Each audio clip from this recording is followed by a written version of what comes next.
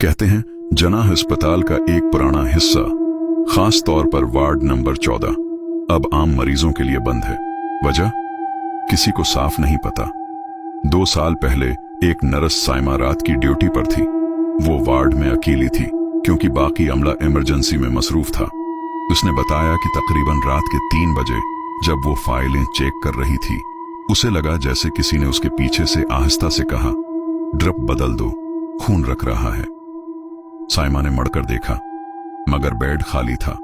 कुछ लम्हे बाद दरवाजा खुद ब खुद बंद हो गया और बल्ब हल्का सा टमटमाने लगा। वो भागकर बाहर निकली, मगर तब भी आवाजें आती रहीं, जैसे कोई आहिस्ता आहिस्ता चल रहा हो, बेडशीट खींच रहा हो। अगली सुबह जब वार्ड की सफाई हुई, एक पुरानी फाइल मिली जिस पर मरीज का नाम लिखा था, अब्दुल क्यूम, तारीखी वफात 9 अक्टूबर 1998, और आखिरी नोट में नर्स ने लिखा था, दरब बंद हो गई थी मगर मैंने बदल दी थी। इसके बाद से वार्ड नंबर 14 बंद कर दिया गया।